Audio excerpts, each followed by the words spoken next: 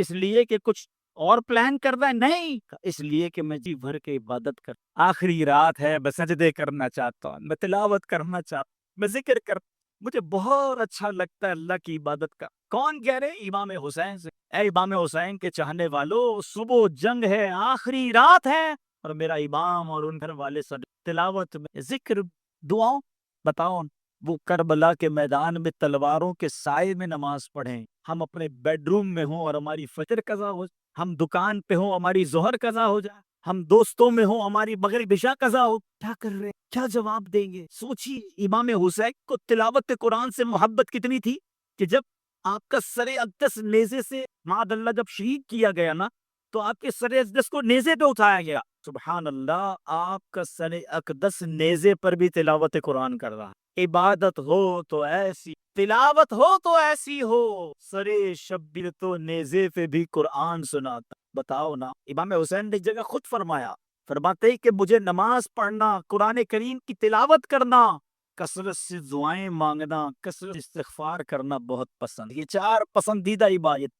ایک نہر فرات کا پانی، جب کربلا والوں پر پانی ہوتے ہوئے پانی بند کر دیا، اللہ تعالیٰ ان کی قربانیوں کے صدقے ہمیں بھی دین متین کی خاطر قربانی دینے کا جذبہ آتا۔ محرم کے مہینے میں امام عالی مقام، امام عرش مقام، امام تشنا کام، امام حسین رضی اللہ تعالیٰ عنہ اور آپ کے شہزادوں کی پیاس کو یاد کرنے کا ایک طریقہ ہے کہ محرم الحرام میں روزے رکھیں۔ جی ہاں، اس کے بڑے فضائل احادیث میں کہا جاتا ہے نا، پیاسے رہو تو یاد کرو پیاسے۔ اور اب محرم کے روزے رکھیں تو فضائل کتنے ہیں کہ سرکار دو عالم صلی اللہ تعالیٰ علیہ وسلم فرماتے ہیں رمضان کے بعد محرم کا روزہ افضل ہے، اور فرض کے بعد افضل نماز صلاۃ اللیل یعنی رات کے نماز۔ طبیبوں کے طبیب، اللہ کے حبیب، حبیب لبیب صلی اللہ تعالیٰ علیہ وسلم کا فرمان رحمت نشان ہے، محرم کے ہر دن کا روزہ 1 مہینے کے روزوں کے برابر۔ جی ہاں، ایک روزہ محرم میں رکھیں اور 1 مہینے کے روزوں کا ثواب کمائیں، تو پھر کیوں نہ ہم محرم الحرام میں خوب روزے رکھ کر ڈھیر ساری نیکیاں کما لیں۔ اس کے ساتھ ساتھ محرم الحرام میں عاشورہ کا مبارک دن بھی آنا ہے۔ عاشورہ کے دن کچھ کام کرنے چاہیے، بہت خوبصورت اس کے فضائل ہیں۔ آئیے اس میں سے بھی کچھ آپ کو باتیں بتا دیتا ہوں۔ حضرت سیدنا عبداللہ بن مسعود صحابی رضی اللہ تعالیٰ عنہ کہتے ہیں کہ نور کے پیکر تمام نبیوں کے سرور صلی اللہ تعالیٰ علیہ وسلم نے فرمایا ہے کہ جو شخص عاشورہ کے دن اپنے بال بچوں کے کھانے پینے میں خوب فراخی کرے، کشادگی کرے گا، یعنی زیادہ کھانا تیار کر کے خوب پیٹ بھر کر کھلائے گا، اللہ تعالیٰ سال بھر تک اس کے رزق میں وسعت اور خیر و برکت عطا فرمائے۔ اس حدیث پاک کے تحت مفسر شہیر حکیم الامت حضرت مفتی احمد یار خان فرماتے ہیں محرم کی 9ویں اور 10ویں کو روزہ رکھے، بہت ثواب پائے گا۔ بال بچوں کے لیے 10ویں محرم کو خوب اچھے اچھے کھانے پکائے تو انشاءاللہ سال بھر تک گھر میں برکت رہے گی۔ بہتر یہ ہے کہ کھچڑا پکا کر حضرت شہید کربلا سیدنا امام حسین رضی اللہ تعالیٰ عنہ کی فاتحہ کرے کہ بہت مجرب یعنی بہت مؤثر اور آزمودہ ہے۔ اسی تاریخ یعنی 10 محرم الحرام کو غسل کرے تو تمام سال انشاءاللہ عز و جل بیماریوں سے امن میں رہے، کیونکہ اس دن آب زمزم تمام پانیوں میں پہنچتا ہے۔ عاشورہ کے دن ہو سکے تو سرما بھی لگائیں، اور وہ بھی عصمت سرما لگائیں کہ نبی پاک علیہ الصلوۃ والسلام نے فرمایا جو شخص یوم عاشورہ عصمت سرما آنکھوں میں لگائے تو اس کی آنکھیں کبھی بھی نہ دکھیں۔ مدنی چینل دیکھتے رہیے، اس طرح کے پیارے پیارے مدنی پھول حاصل ہوتے رہیں گے۔ اللہ تعالی ہم سب کو محرم الحرام کی اور بالخصوص عاشورہ کی برکتیں نصیب ہے۔ اسلامی تاریخ کے بڑے امپورٹنٹ، بڑے ہی امیزنگ واقعات اس دن ہوئے ہیں، بلکہ شاید میں اگر یہ کہوں تو غلط نہ ہوگا کہ اسلامی تاریخ میں جو تاریخی دن ہیں، ہسٹوریکل ڈیز آتے ہیں، وہ عاشورہ کا دن۔ سبحان اللہ، اب ذرا سنتے جائیے گا کہ حضرت آدم علیہ نبینا علیہ الصلوۃ والسلام کی جو توبہ قبول کی گئی وہ دن 10 محرم الحرام، حضرت آدم کی جو پیدائش ہوئی، دا برتھ ڈے آف سیدنا آدم علیہ الصلوۃ والسلام، وہ بھی 10 محرم۔ اسی دن انہیں جنت میں بھی داخل کیا گیا۔ اسی دن عرش، کرسی، آسمان، زمین، سورج، چاند، ستارے اور جنت کو پیدا کیا۔ آپ سوچئے کہ بیسکس آف دا ورلڈ جو ہیں وہ 10 محرم والے دن پیدا کیے۔ سیدنا ابراہیم علیہ السلام خلیل اللہ ہیں، آپ کا جو برتھ ڈے ہے، آپ کی بھی جو پیدائش کا دن ہے وہ بھی 10 محرم الحرام ہے۔ پھر اسی طرح اسی دن حضرت ابراہیم علیہ السلام کو جو آگ سے نجات ملی تھی، جو آگ گلزار بنی تھی، وہ بھی 10 محرم کا یہی وہ دن تھا جب حضرت موسیٰ علیہ نبی علیہ الصلوۃ والسلام اور آپ کی امت کو نجات ملی اور فرعون اپنی قوم سمیت غرق ہو۔ حضرت سیدنا عیسیٰ روح اللہ علیہ نبی علیہ الصلوۃ والسلام کی جو پیدائش ہے وہ بھی 10 محرم الحرام، جو حضرت عیسیٰ علیہ الصلوۃ والسلام کو آسمانوں پر اٹھایا گیا ناظرین، that was also the day of عاشورہ، وہ بھی دن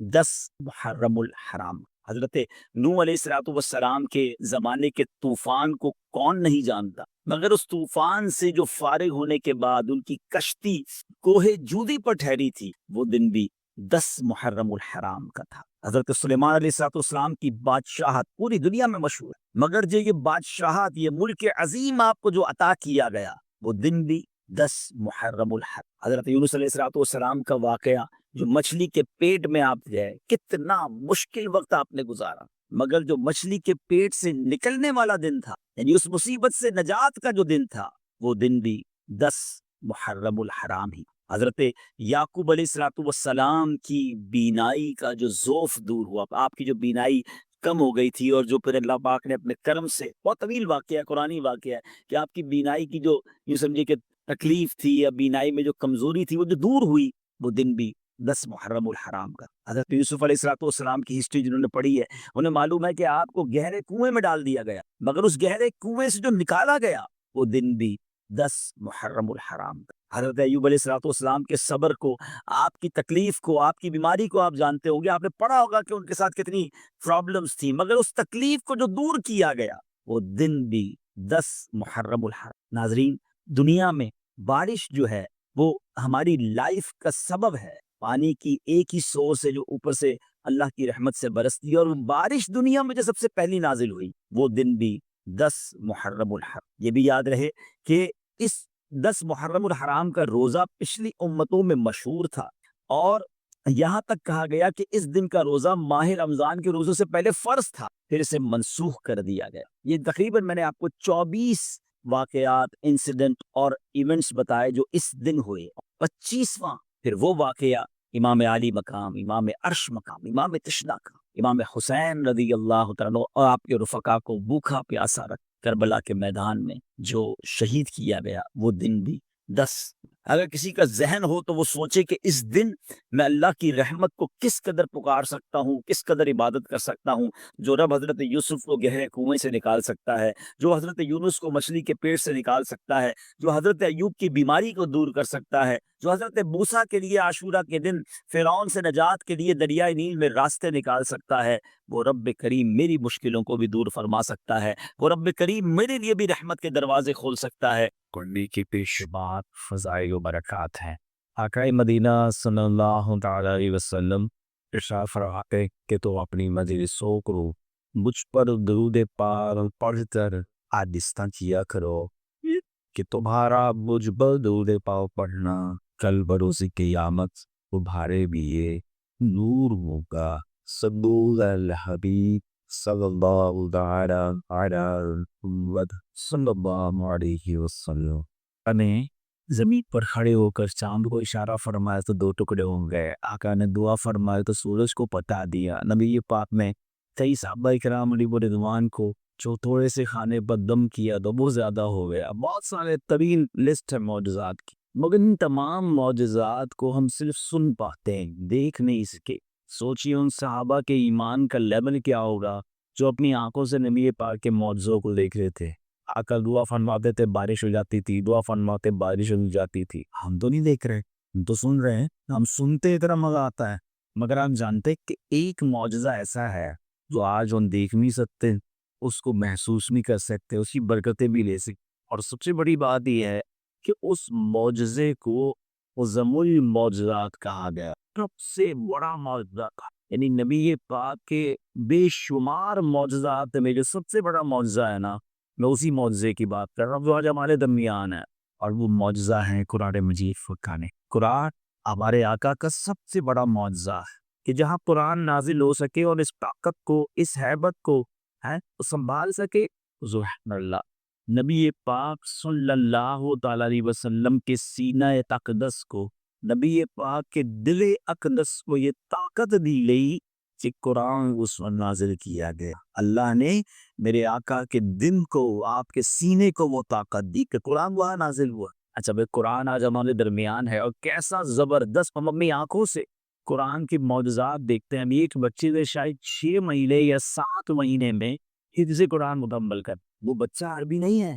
یہ دنیا کی ایسی کوئی کتاب آپ کو نہیں ملے گی کہ جناب بولی کوئی اور ہو، بولنے والے کی زبان کوئی اور ہو، وہ کتاب پوری یاد ہو جاتی ہو. اللہ نے اس قرآن کی حفاظت کا انتظام کیسے کیا ہے کہ ہزاروں لاکھوں دلوں میں قرآن ایسے محفوظ ہے کہ اس کا زبر زیر پیچ بھی چینج نہیں ہو سکتا. دنیا کی کوئی بھی کتاب جو آپ کو بڑی پسند ہو، آپ کتنی بار پڑھ لیں گے؟ 2 بار پڑھے، 3 بار پڑھ لیں، 4 بار پڑھ لیں، پھر کیا کریں گے؟ لائبریری میں رکھ دیں گے. یار ہے بڑی پسند مگر 3 بار پڑھ لی ہے، بس ہم کیا پڑھوں، بولو کتنا اور پڑھوں گا. کمال یہ ہے کہ دنیا کی کوئی بھی کتاب 3-4 بار کے بعد مزہ نہیں دیتی، مگر قرآن کا اعجاز یہ ہے کہ 1000 بار پڑھیں، تب بار پڑھیں، ہر بار نیا لطف دیتا. یعنی میں قرآن کی وہ کمالات جو آپ اور میں آبزرو کر رہے ہیں، دیکھ رہے ہیں، ہمارے سامنے یہ اعجاز ہے، دنیا میں کہیں اور کسی کتاب میں نہیں ملے گا. قرآن سمجھ نہیں آتا، لیکن اگر صحیح پڑھنے والا اچھا قاری پڑھنا شروع کر دے تو آنسوں سے آنسوں نکلنا شروع ہو جاتے. یار وہ کنیکٹیویٹی ہے. قرآن کو سمجھو در میچز کانی بھائی. مولا علی شیر خدا کرم اللہ تعالی وجہ کریم فرماتے جب میرا جی چاہتا ہے غم مجھ سے بات کرے، جب میرا جی چاہتا ہے اللہ مجھ سے کلام کرے، میں قرآن پڑھنے لگ جاتا ہوں. قرآن کلام اللہ ہے نا، اور جب میرا جی چاہتا ہے میں رب سے بات کر لوں تو میں دعا کرنے لگ جاتا. یعنی آپ ذرا سوچیں کہ یہ ٹرو وے کانورزیشن ہے. اللہ آپ سے بات کرے اور آپ رب سے بات کریں، اس میں کوئی بیچ میں نہیں ہے. جتنی چاہے ہم آپ سے بات کریں، آپ تلاوت کرتے رہیں، جتنا آپ کو جی چاہتا ہے اس سے بات کرنے کے لیے آپ دعا کرتے رہیں. دنیا میں کیا ہوتا ہے، کسی بڑے وڈیرے، کسی بڑے سائیں، کسی بڑے منسٹر، کسی بہت بڑی پرسنالٹی سے بات کرنی ہو تو بیچ میں سے فٹ نہیں چاہیے ہوتا ہے کہ یار صاحب سے بات کرنی ہے کہ صاحب بہت بیزی، 2 دن بعد آنا. اچھا پھر آنا اتنے بجے، اچھا اتنے بجے نہیں آنا، 5 منٹ کی ملاقات ملے گی، اپوائنٹمنٹ بھی ملتا ہے، سیکرٹری بھی بیچ میں، ٹائم بھی لمیٹڈ. یہ دنیا والوں سے بات کرنے کا شیڈول اور رول ہے. اور جس نے دنیا بنائی ہے، جو احکم الحاکمین ہے، اس سے جب بار گرمی ہے، کوئی سیکرٹری بیچ میں نہیں ہے، کوئی ٹائم لیمٹ نہیں ہے، کوئی پری اپوائنٹمنٹ نہیں ہے. جب دل چاہے ہاتھ اٹھاؤ اور اپنے رب سے بات شروع یا تم سے بات کریں تو قرآن پڑھنا شروع کر. میں ایک سوال کرنا چاہتا ہوں کہ اب میں آپ سے پوچھتا ہوں، جو نماز میں یہ پڑھ رہا ہے وہ ثواب ملے گا، اس کی نماز سے برکت دے گی؟ آپ تو رب کو کچھ اور کہہ رہے ہیں. خدا نے سمجھو، قرآن پڑھنا ہے اس کے بخائش کے ساتھ پڑھتا ہے، اس کے پروناؤنسیشن کے ساتھ پڑھنا. گھبرائیے نہیں، میں ڈرا نہیں رہا، میں سمجھا رہا ہوں. اور یہ پاسبل ہے. اور بہت ساری چیزیں آپ کو نہیں آتی تھی. کس کو موبائل پیدا ہو گئی چلانا آتا تھا، موبائل سیکھا، سافٹ ویئر سیکھے، 50 چیزیں سیکھنی، یہ بھی سیکھ جائیے. بچوں نے سیکھ لیا قرآن، میں کیوں نہیں سیکھ سکتا؟ ٹائم ہی نہیں دیا نا، اہمیت نہیں دی، پریورٹی نہیں دی. آج بھی سیکھ سکتے ہیں. دعوت اسلامی کا کمال یہ ہے کہ دعوت اسلامی صرف پرابلم نہیں بتاتی کہ جناب یہ بڑا پرابلم ہے، ہم سولوشن بھی ساتھ ہی دیتے ہیں.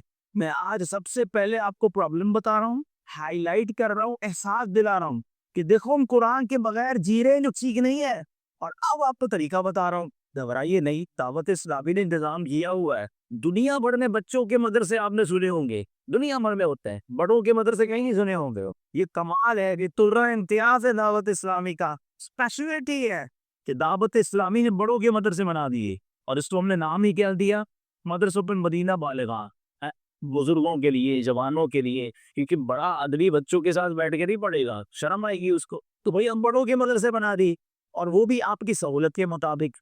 وہ رات کو مغرب کے بعد آ جائیں، عشاء کے بعد آ جائیں، مسجد میں آئیں، 10-15 منٹ قاری صاحب کے ساتھ بیٹھے، کچھ نہ کرے، اپنے تلفظ ٹھیک کریں، ان کو سنائیں، اپنی نماز سنائیں، اپنی تلاوت سنائیں. آپ کو جب یہ سیٹسفائی ہو جائے کہ آپ صحیح تلاوت کر رہے، اب دیکھیں آپ کو تلاوت کیسا مزہ دے گی. کچھ لوگ کہتے ہیں یار میں نماز پڑھتا ہوں برکت ہی نہیں ملتی، میں قرآن پڑھتا ہوں وہ چاشنی نہیں ملتی، وہ نور ہی نہیں ملتا. بھائی آپ ٹھیک ہی نہیں پڑھ رہے تو کیسے ہوگا؟ آپ صحیح پڑھنا شروع کریں، ہر قرآن لفظ آپ کے دل میں نور داخل کرے، ہر نماز کا سجدہ آپ کے درجے کو بڑھائے گا. پراپر طریقے سے سیکھ کر پڑھے نا. اچھا اب بتائیے، کیا سائنس نے ہماری مشکل بڑی آسان کر دی ہے؟ جب ہم ایسی باتیں کرتے تھے نا لوگ کہتے ہیں مولوی صاحب آپ نے بڑا دین مشکل کر دیا، تھوڑا بہت تو چلتا ہے، اللہ معاف کرنے والا ہے، اتنا پوری ہوتا ہے، تھوڑا بہت تو فرق چلتا ہے، لوگ ہمیں یہ سکھاتے تھے۔ اللہ فرماتا ہے بسم اللہ الرحمن الرحیم القارعۃ ما القارع، اللہ فرماتا ہے دل دہلانے والی، کیا ہے وہ دل دہلانے والی؟ قارعہ، علماء کہتے ہیں قارع قیامت کے ناموں میں سے ایک نام ہے۔ اللہ فرما رہا ہے القارعۃ ما القارع، دل دہلانے والی، کیا ہے وہ دل دہلانے والی؟ وما ادراک ما القارعہ، اور تم نے کیا جانا کیا ہے وہ دل دہلانے والی؟ یہ جو انداز ہے نا قرآن کا بہت خوبصورت ہے۔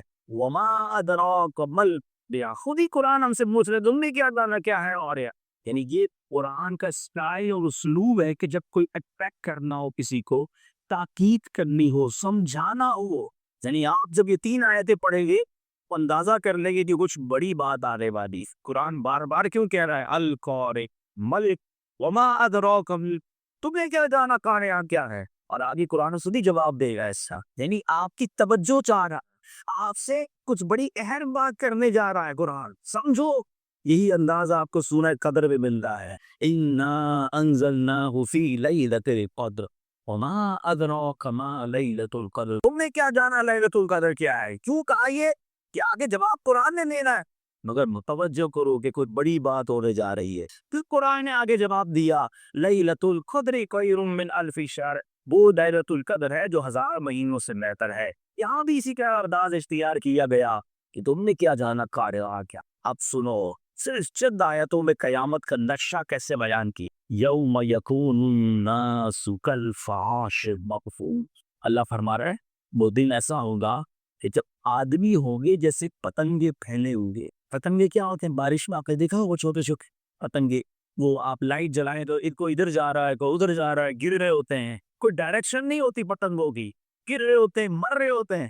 قرآن کہہ رہا ہے وہ دن ایسا ہوگا، اتنا خوف ہوگا کہ لوگ بھاگ رہے ہوں گے جیسے پتنگے ہوتے ہیں نا پھیلے ہوئے، کسی کی وہ ڈائریکشن ہی نہیں ہوگی، کسی کو سمجھ ہی نہیں آیا ہوگا کدھر جانا ہے، اتنا دل پر خوف ہوگا۔ اور سنو، یہ جو بڑے بڑے پہاڑ ہیں نا، ان کا کیا حال ہوگا؟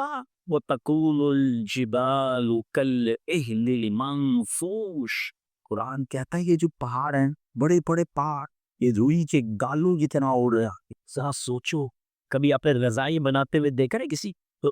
رضائی بنانے والے ہوتے ہیں، وہ جب رضائی بنانے کے لیے اون کو ڈنڈا مارتے تو اون اڑتی ہے نا، روئی اڑتی ہے، یعنی جیسے روئی اڑ رہی ہے نا، قیامت کے دن پہاڑ اڑ رہے ہوں گے۔ کیسا زلزلہ ہوگا، کیسا خوف ہوگا کہ بندے دوڑ رہے ہوں گے، پہاڑ اڑ رہے ہوں گے۔ یہی خوف کافی تھا قیامت کی، اگر یہی ہولناکی ہوتی تو کافی تھا۔ اور قرآن کہتا ہے بھی سنو، اس کیفیت میں تم سے سوال ہوں گے، تمہارے نامہ اعمال کو تولا جائے گا۔ میں اور آپ کبھی گرمی یا پریشانی سے گھر آئے ہیں، پسینہ بہ رہا ہو اور گھر والے سوال کرنا شروع کر دیں کہاں سے آ رہے ہیں، کیا کیا، دن کیسا گزرا، 4-5 سوال ایک ساتھ کرنے کو، آپ کیا کہتے ہیں؟ یار ابھی سوال نہ کرو، دیکھنے دے میری کیسے والی بڑا پانی پیوں گا، سانس لے لے تو پھر بات کریں گے۔ جب ہم تھکے ہوئے ہوتے ہیں، فرسٹریٹ ہوتے ہیں، خوف زدہ ہوتے ہیں، ہم جواب نہیں دے پاتے۔ قرآن کہہ رہا ہے کہ جب پہاڑ بھی اون کی طرح اڑ رہے ہوں گے نا، اس کیفیت میں تمہارے اعمال تولے جائیں، تو اس سے سوال کیے جائیں گے۔ آگے فرمایا فَأَمَّا مَنْ ثَقُلَتْ مَوَازِينُهُ فَهُوَ فِي عِيشَةٍ رَاضِيَةٍ، قرآن کہتا ہے اس دن جس کی تولے بھاری ہو گئی، جس کے نامہ اعمال نیکیاں زیادہ نکلی، تو چین میں ہوگا، عیش ہوگا، جنت کی نعمتوں میں ہوگا۔ وَأَمَّا مَنْ خَفَّتْ مَوَازِينُهُ، تولے کی پڑ گئی، وہ نیچا دکھانے والی گود میں عذاب میں ہوگا۔ پھر قرآن سوال کر رہا ہے وما ادراک ما ہی، تم نے کیا جانا یہ حاویہ کیا ہے؟ پتہ ہے نہیں پتہ ہے؟ اگین وہی انداز، پھر توجہ غور کرو، قرآن پھر خود ہی جواب دے رہا ہے نارٌ حامیہ، آگ ہے بھڑکتی ہوئی، شعلے مارتی۔ یہ چند آیتیں کتنی دیر لگی؟ 2 منٹ، 4 منٹ، پورا قیامت کا معاملہ سمجھا دیا کہ دیکھو بڑی گھبراہٹ ہوگی، لوگ بھاگ رہے ہوں گے، کسی کو پیسوں کی نہیں، پراپرٹی کی فکر نہیں ہوگی، بچوں کی فکر نہیں ہوگی، نفسا نفسی کا دور ہوگا، اتنا بڑا زلزلہ ہوگا کہ پہاڑ بھی اڑ رہے ہوں گے جے، اور اس کیفیت میں تمہارے اعمال تولے جائیں گے۔ اور سنو، جس کی نیکیاں زیادہ ہوئی، نیکیوں کا پڑھنا بھاری ہو گیا، وہ جنت میں جائے گا، مزے کرے گا، عشق کرے گا۔ وہ جس کی اعمال کم ہو گئے نا، وہ ایسی آگ میں جائے گا جو بھٹکتی ہوئی آگ۔ اگر مجھے سچ بتاؤ یہ ترجمہ مجھے یاد ہوتا اور امام صاحب یہی تلاوت کرتے تو آنکھوں سے آنسو نہ دل نماز میں نہ لگتا، قیامت کا نقشہ رہنے نہ آ جاتا۔ یہی تو سمجھانا چاہ رہا ہوں کہ جس دن قرآن سمجھ آنے لگ گیا نا، اس دن قرآن بند کرنے کو جی نہیں جائے گا۔ اس دن قرآن سے محبت اور بڑھ جائے گی۔ قرآن آپ کو خود سکھا رہا ہوگا، خود آپ کی لائف بہتر ہو رہی ہوگی۔ تو میں آج 2 پیغام لے کر آیا۔ ایک، قرآن سے دوستی، قرآن کے بغیر زندگی نہ گزار۔ آؤ آج سے میں بھی نیت کروں اور آپ بھی نیت کریں کہ روز قرآن اور صحیح پڑھیے۔ ارشاد حیدر دعوت اسلامی بیزی ہے، مدرسوں کے مدینہ بالغان میں نہیں آ سکتے۔ کمال نے خود دعوت اسلامی کا فیضان آن لائن اکیڈمی کے ذریعے آن لائن قرآن پڑھانا شروع کر دیا کہ اپنی آپ جناب گھر بیٹھے قرآن پاک پڑھی، آن لائن پڑھ لیں، تھوڑی سی فیس آپ سے لیں گے، آپ کی مرضی کے ٹائم کے مطابق آپ کو قرآن پڑھائیں گے، صبح شام رات جب آپ کے پاس ٹائم ہے آن لائن پڑھ لیں۔ دوسرا پیغام جو میں نے سورہ قارئ تلاوت، سوچ لو کہ نیکیوں کا پلڑا بھاری ہو رہا ہے یا گناہوں کا پلڑا بھاری۔ جو روز نماز قضا کر رہا ہے، جو روز جھوٹ بول رہا ہے، جو معاذ اللہ حرام کما رہا ہے، جو اپنے ماں باپ کو ستا رہا ہے، جو شراب پی رہا ہے، جو جوا کھیل رہا ہے، جو بدکاریاں کر رہا ہے، جو انٹرنیٹ پر جا کر بے پردہ لڑکیوں سے دوستیاں لگا رہا ہے، یہ گندی گندی چیزیں دیکھ رہا ہے، اپنی زندگی کو خود چیک کر دو نا۔ ہر گزرنے والا دن میری جو بک آف ڈیڈ ہے، اکاؤنٹ ہے نا ہمارا، نیکیوں کا بڑھ رہا ہے، گناہوں کا بڑھ رہا ہے، کبو کے چلاؤ۔ ناظرین، آج بات کرتے ہیں عاشورہ کے دن کی۔ کیا اہمیت اس دن کی، کتنا مبارک اور کتنا اہم دن ہے۔ اسلامی سال کا پہلا مہینہ محرم الحرام اور خاص طور پہ اس کی 10 تاریخ عاشورہ جو ہے اسلامی تاریخ میں خاص اہمیت رکھتا ہے۔ ایک ایسا دن ہے جس میں اتنے بڑے بڑے واقعات ہوئے کہ جب پڑھتے ہیں تو عقل حیران ہو جاتی ہے، مگر آج اسپیشلی ہم بات کریں گے امام علی مقام، امام عرش مقام، امام حسین رضی اللہ تعالی عنہ کی شہادت والے دن یوم عاشورہ کو جو واقعہ۔ عاشورہ کے دن کے بارے میں نبی پاک علیہ الصلوۃ والسلام کا فرمان کیا ہے؟ میرے آقا علیہ الصلوۃ والسلام نے خود اس دن کا روزہ رکھا اور صحابہ کرام علیہ رضوان کو بھی اس دن روزہ رکھنے کا حکم ارشاد فرمایا۔ بلکہ اسلام سے قبل بھی لوگ اس دن کی تعظیم کرتے تھے، ادب و احترام کی وجہ سے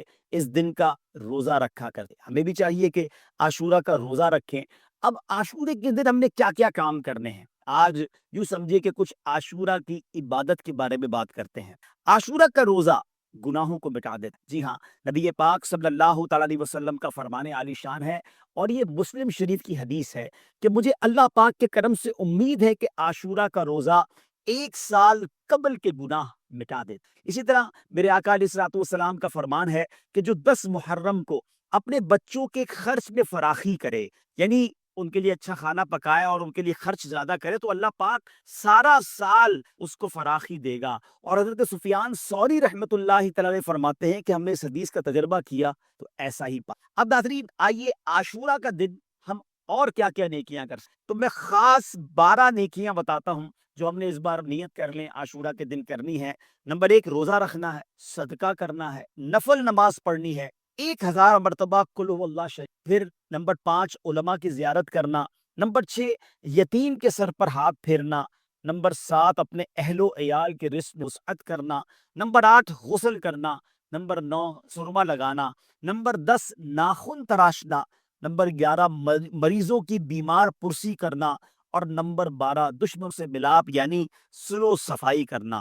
تو یہ 12 نیک کام ہم نے انشاءاللہ عاشورہ کے دن کر کے کرنے ہیں اور شہدائے کربلا کو ایصال ثواب۔ وہ کس طرح ہوگا کہ عاشورہ کے دن نواسہ رسول جگر گوشہ بطول امام علی مقام، امام عرش مقام، امام حسین رضی اللہ تعالی عنہ نے اپنے رفقا کے ہمراہ جو گلشن اسلام کی آبیاری کے لیے اپنے جانوں کی قربانی دی، ہمیں اس دن شہدائے کربلا کے ایصال ثواب کے لیے قرآن خوانی، ذکر و درود اور نظر و نیاز کا بھی اہتمام کرنا چاہیے۔ حدیث پاک کا مضمون ہے، میرے آقا صلی اللہ علیہ وسلم نے فرمایا، جس نے مجھ پر ایک بار درود پاک پڑھا، اللہ پاک اس پر 10 رحمتیں بھیجتا ہے، اس کے نامہ اعمال میں 10 نیکیاں لکھتا۔ ایک درود پاک پر آپ کو 10 نیکیاں بھی مل رہی ہیں، اور فرمایا 10 رحمتیں بھی نازل ہو رہی۔ ایک اور حدیث میں ہے کہ 10 گناہ بھی معاف ہو جاتے ہیں۔ اب ایک درود پڑھنے سے اتنا کچھ ملتا ہو تو بندہ کثرت سے درود پاک پڑھتا رہے،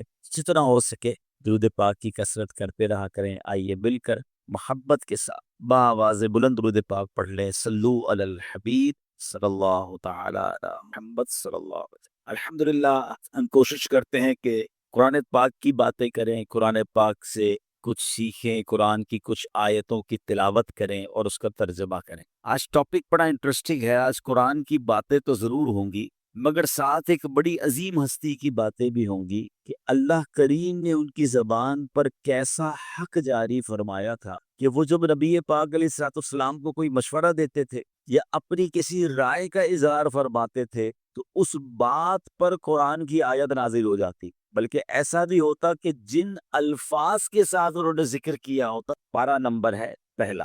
پھر اس کا ترجمہ سن لیتے ہیں اس آیت کا۔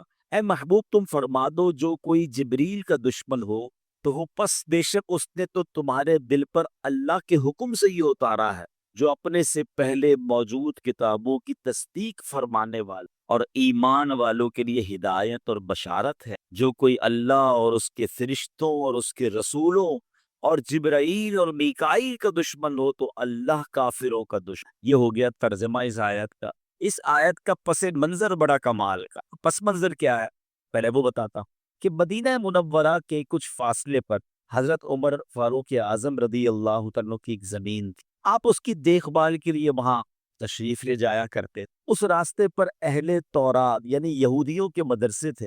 ایک دن جب آپ وہاں سے گزر رہے تھے تو آپ مدرسے کے اندر چلے گئے، اہل تورات کا جو مدرسہ تھا اس میں چلے گئے، اور وہاں علماء تورات تھے جو تورات کا علم رکھتے تھے۔ حضرت عمر نے ان سے فرمایا کہ میں تمہیں اللہ رب العزت جس نے حضرت موسیٰ پر تورات اتاری ہے اس کی قسم دے کر تم سے پوچھتا ہوں، کیا تم تورات میں ہمارے آقا جناب محمد الرسول اللہ صلی اللہ تعالیٰ علیہ وسلم کا ذکر پاتے ہو؟ اس میں ذکر ہے ان کا؟ تو علماء تورات نے کہا ہاں، محمد صلی اللہ علیہ وسلم کا ذکر تو موجود ہے۔ فرمایا خدا کی قسم پھر تم تو ہلاک ہو گئے، تم جانتے ہو کہ وہ سچے رسول ہیں پھر بھی ایمان نہیں لاتے، تمہاری کتابوں میں ان کا ذکر ہے۔ اب یہودیوں نے کیا کہا کہ اے عمر ہم ہلاک نہیں ہوں گے۔ حضرت عمر نے کہا تم ہلاک ہو جاؤ گے، تمہیں معلوم ہے کہ تورات میں نبی پاک کا ذکر ہے پھر بھی تم نہیں مانتے انہیں۔ تو کہا اے عمر ہلاک ہم نہیں ہوں گے کیونکہ ہمارا مسئلہ جو ہے نا وہ جبرائیل سے جو ان پر وحی لاتے ہیں، جبرائیل ہمارے دشمن ہے۔ یہودی کہتے ہیں جبرائیل ہمارے دشمن ہے۔ ولا حول ولا قوت الا باللہ۔ حضرت فاروق اعظم نے کہا اچھا یہ بتاؤ پھر فرشتوں میں کون سا فرشتہ تمہارا دوست ہے؟ تو کہتے ہیں میکائیل جو ہے نا وہ بڑے اچھے ہیں کیونکہ وہ بارش اور رحمت لاتے ہیں۔ اب فاروق اعظم رضی اللہ تعالیٰ کی کمال ذہانت اور علمی قابلیت دیکھے، آپ نے فرمایا تمہارے مطابق اللہ پاک کے ہاں حضرت جبرائیل اور میکائیل کا رتبہ کیا ہے؟ تو بولے دونوں ہی اللہ پاک کا قرب رکھتے ہیں۔ تو اب فاروق اعظم نے فرمایا میں گواہی دیتا ہوں جب وہ دونوں ہی اللہ کا قرب رکھتے ہیں تو جو ان سے محبت کرے اللہ پاک اس سے محبت فرمائے گا، جو ان سے دشمنی رکھے گا اللہ پاک اس سے دشمنی فرمائے گا۔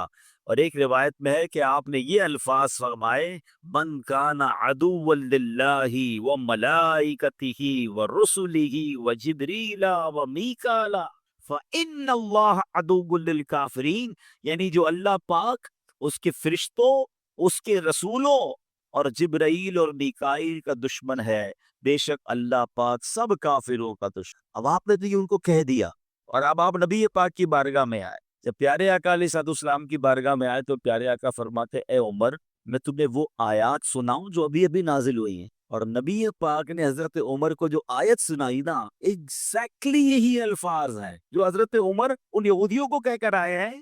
جبریل امین وہ الفاظ لے کر قرآن کی آیت میں نبی پاک کے پاس حاضر ہوتے ہیں اور نبی پاک حضرت عمر کو سناتے ہیں اے عمر ابھی ابھی آیت نازل ہوئی ہے۔ کہ حضور ضرور بتائیے کون سی آیت نازل ہوئی؟ فرمایا من کان عدوا للہ وملائکتہ ورسلہ وجبریل ومیکال فإن اللہ عدو للکافرین۔ اللہ اکبر۔